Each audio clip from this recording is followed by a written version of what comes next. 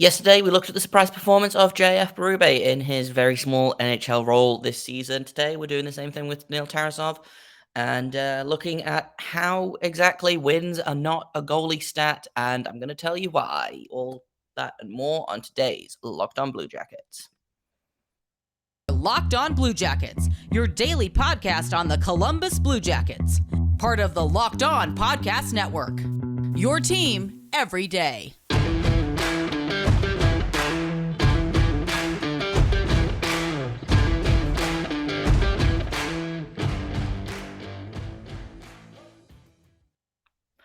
Hello and welcome to Locked On Blue Jackets, part of the Locked On Podcast Network, your team every day. I am, as always, your host, Jay Foster, here to bring you news, stories, trials, tribulations, joys, agonies, and lots of yelling about your favorite team and mine, the Columbus Blue Jackets. Before we get started, I want to thank everyone for making this your first listen of the day every day. Locked On Blue Jackets is free and available on all podcast platforms and also over on YouTube. So if you haven't hit subscribe over there, then I recommend it, frankly. And so do several hundred other people who, would they be wrong? Maybe, but probably not.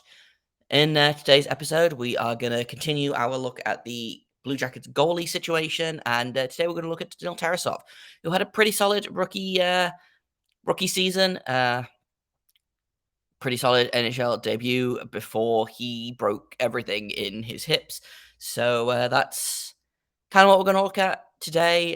The future of the goaltending depth. We're going to take a look at who is actually in that pool right now and what role Tarasov could play this upcoming season. So I guess let's start off with talking just a little bit about Daniil Tarasov. He was a third round pick in 2017. He is a giant. He's 6'5", only 195 pounds. So I assume that if he turns sideways, he disappears. But 86th overall by the Blue Jackets, only 23 years old, and this is his first season in North America, or well, first and a half. He played in Russia basically his entire career. Got loaned to a team in La Liga in the 2019-20 season. Before making his trip over to the Cleveland Monsters, played 6 games for them in the 2021 season before making his official rookie debut season, I guess, last season for both the Blue Jackets and the Monsters. He had an 8.96 in the 6 games that he played for the Monsters, a 3.16 goals allowed against average, and in his first shot with the Monsters, in his second shot with the Monsters, he played 11 games, had an 8.93, went 5-3-4 with a 3.06 goals against average before getting called up to the NHL, and where he played, I think, 3.5 games and then immediately got broken. Season-ending hip surgery, so which we talked a little bit about yesterday. But the fun thing about Tarasov's brief sojourn into the NHL is he played 2 full games, lost them both despite allowing 3 goals on 37 shots, 2 goals on 31 shots for a 919 and a 935 save percentage against Dallas and Washington. Played the final period of a game against Toronto on December 7th. Made 10 saves on 10 shots for his period shutout. And then he played 2 periods against the Carolina Hurricanes where he allowed 2 goals on 33 shots for a 939 before missing the third period due to that injury. And then it would come out that he was done for the season later on. So if you add up those 2 last games, that's like 57 minutes. So we'll say played in 4 games. He played 3 games worth of hockey and came out of that with a 937 save percentage, a 2.4 goals allowed against, and an 0-2 record.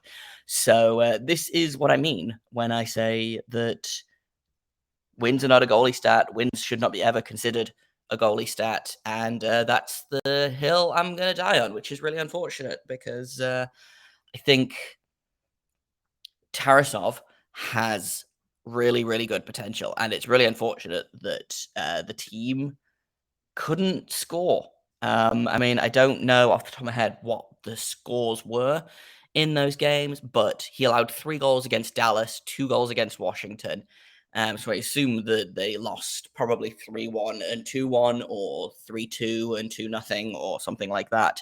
The Carolina game got ugly. It was, I believe, like 4-0, and then they allowed Tarasov allowed 2 goals, and then, I believe Korpisalo took over and allowed another 5 goals. Um, so 7 unanswered goals, which I'm sure, uh, as you know, Carolina Hurricanes fans were super gracious and good sports about the whole thing and not at all obnoxious. But, that was Neil Tarasov's kind of very brief first foray into NHL action. And I think there's a lot of good signs there. And in a minute, we're going to talk about what those good signs are and kind of what the next season is going to look like for Tarasov. But first, I've got to tell you about betonline.net because it is your number one source for all your pro and college football betting needs and sports information this season. You can find all the latest football league development, game matchups, news, and podcasts, including this year's opening week games. College football kicked off last weekend, so if you want to put some money on the Buckeyes, then you can do that at BetOnline. They're also your continued source for all your sporting wagering information. They've got live betting, esports, and scores. And they are the fastest way to check in on all of your favorite sports and events, including the MLB, the NBA when that comes back soon, MMA, boxing, golf, and of course, the NHL. So they are where you want to go if you want to put money on, I don't know, Daniil Tarasov winning the Calder this season, because why not? Why not go big or go home, you know? So head to the website today, use your laptop or your mobile device, go to betonline.net, and you can learn more about the trends and action because BetOnline is where the game starts. So I talked a little bit in the last segment about what a good sign this was for Tarasov. Even though he didn't get any of the wins, he played well. And I remember watching these games, and at no point were any of those games lost because of Tarasov's play. And so I looked a little bit more at kind of his previous stats, and this is something that I've talked about specifically with Will Scouch of Scouching about, how do you evaluate a goaltender? And he basically says, well, do they stop pucks? At whatever level they are playing, do they stop pucks? And so he looked at, for example, Andrei Vasilevsky was stopping pucks in basically every league that he played in. You look at oh my god, I've completely I have completely blanked on the name of the goalie that I was going to talk about.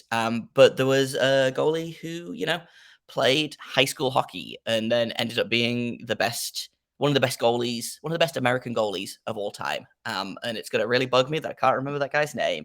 Um,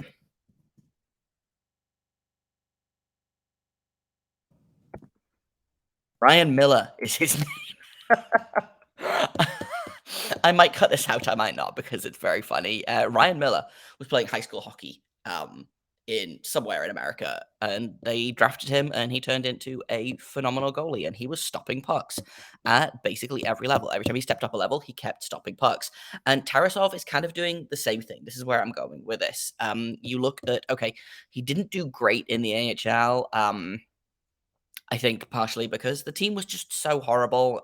First year in North America, adjusting to the rink size, the style of play, things like that. But previous to that, he had a 909 in the VHL, he had a 925 in the KHL, a 923 for Russia in the international stage.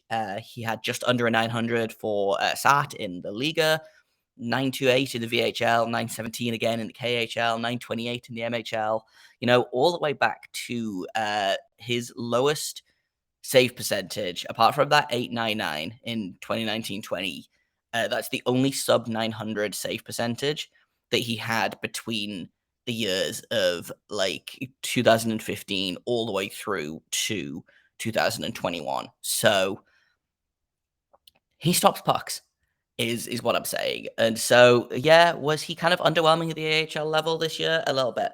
Was he maybe overperforming a little bit at the NHL? A small sample, trying to really hard to make an impact on this team in kind of the little amount of time that he has.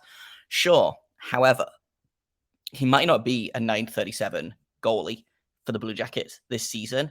But depending on what the Blue Jackets do with Korpisalo this season, and there's no guarantee that he's going to finish the season as a Blue Jacket, there's lots of moving parts at play here. Tarasov could be the backup for Merzlikins as early as like the trade deadline, or potentially even earlier. I don't think it's likely to be earlier. I think that's probably when they move him, if they're going to move him, unless the Blue Jackets are at a playoff position, etc., etc., etc. But yeah, it's Daniil Tarasov is going to be good. I think all the signs point to him being good. He's taken his time. He hasn't been rushed to North America. He, like I said, drafted in 2017, didn't come over to North America until 2021, where he played a few games. Hopefully, the hip surgery is concerning, but not as concerning as I think a lot of people consider it to be. He's young. Goalies are notoriously stretchy. He's had, I think, when did he had surgery? Like, I want to say, when did he play his games? His last game was on January 1st, and I feel like he had the surgery like a month after that. So, functionally, 8 months of recovery time, give or take a month or two, by the time training camp rolls around. I assume he'll be playing in Traverse City along with Jet Greaves, who is the Blue Jackets' other young goalie, who also really impressed me this season. So we'll see. We'll see where it goes from there. I would love Tarasov to make the Blue Jackets coaching staff have to make some really hard decisions this season. Frankly, I think they should be looking at him and being like, right, well, we don't have any choice but to call him up. Frankly, I would love for that to happen. And he, I think, is a really good look at how the Blue Jackets do goaltending. And we're going to take a quick look at kind of the goaltending development process of the Blue Jackets, and also a quick peek into their goalie prospect pool, which is not as deep as it was a couple of seasons ago, but is looking pretty okay. So that's coming up next on Locked On Blue Jackets. So the thing about Daniil Tarasov is he has kind of done the Elvis Merzlikins approach, and there's really kind of two ways that you can do goalie development, and that is you can leave them where they are and hope that they develop, or you can take team control immediately. So Elvis didn't actually sign his entry level contract until like 2 seasons ago. Um, he stayed in Switzerland, played there for I think the 5 or 6 years after his draft year. Basically didn't come over until he knew there was a chance at the starting position. If Bobrovsky had ended up signing long term with the Blue Jackets, I don't know that Merzlikins would still be here. Frankly, I think he would have gone somewhere else, and that would have been a bad choice. So I'm glad that we did what we did, and ended up letting Bobrovsky walk. Even though I talked about it a couple episodes ago, I love Bobrovsky, big Bobrovsky fan. It sucks that he couldn't find the same success in Florida that he kind of found with the Blue Jackets in terms of his personal play, but that's not what we're that's not what we're here to talk about. Tarasov has kind of done the same thing as Merzlikins, where he stayed in Russia, he's developed, he's learned, he's played some pretty good hockey in that time. Like I said, his most recent save percentage in the KHL, which is a really good league. It is hard to do well in the KHL. He had a 925 in 16 games and a record of 11-3-2. And then had a 100% save percentage in 2 playoff games for them. I think it's a case of he was backing up and got pulled into the game because he doesn't have any wins or losses on his record, but not allowing any goals in 2 playoff games is pretty good. So like I said, I'm pretty happy with the journey that Tarasov has taken, and I think honestly, at the end of the day, depending on who the goalie is, how they're developing, where they're playing. Like, I think sometimes the best thing you can do is to just kind of leave them where they are, let them develop in Europe, and then they come over when they're, 23, 24, 25. I think it's a very, very rare case where you see a goalie, for example,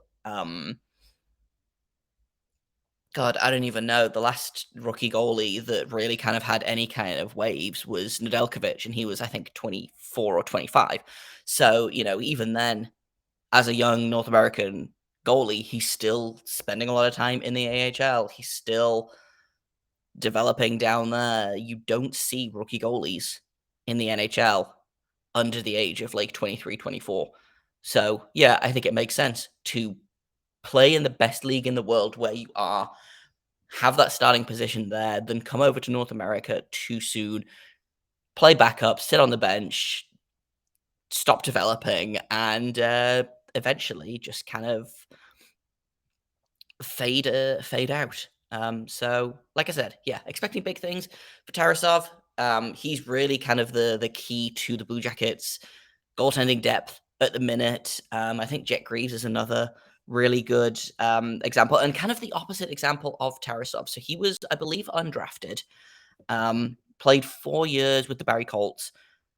Blue Jackets needed a goalie for the Traverse City tournament last season, so they just kind of signed him out of the OHL, and he ended up, like I said, getting his NHL contract, his entry-level contract on top of that due to injuries and COVID and all sorts of goalie drama. Spent the year kind of bouncing between the ECHL and the AHL, finally found a space in the AHL, and is looking pretty good, honestly. I don't know his stats off the top of my head. Google thinks I'm a robot, so um, he is again, I think, a really intriguing player. The Blue Jackets kind of struck gold with. He's 21 years old. He had a 905 in 29 games for the Monsters this season and a 907 for the Kalamazoo Wings in the ECHL. So, it goes back to, is he stopping pucks? And the answer typically is yes. Also, brief correction, he did not play all 4 years with the Barrie Colts. He had 3 years with the Barrie Colts, but one of those was the COVID year that got cancelled. So he really only had 2 years in the OHL. Was in the OJHL previous to that.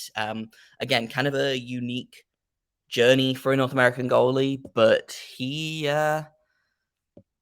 looks good. He looks strong. I think he is kind of a diamond in the rough that the Blue Jackets can do some exciting things with, and I'm excited to see where he goes from here. So not to turn this Daniil Tarasov episode into a Jet Greaves episode, but I think the future is pretty bright for young Blue Jackets goalies. They drafted a goalie this year, Sergei Ivanov, who I believe was one of 3 goalies in the top 100 players ranked by The Athletic, which, I mean, your opinion may vary on what you think of The Athletic's draft ranking system, but talking to Tony Ferrari, he seems pretty enthused with Ivanov, talking to a couple of other prospect guys. And again, he's only 18 years old at the minute. He was drafted in the 5th or 6th round, so it's basically a free pick at that point. If he works out, great. If he doesn't, like, it's a 6th round draft pick. It's not the worst thing in the world.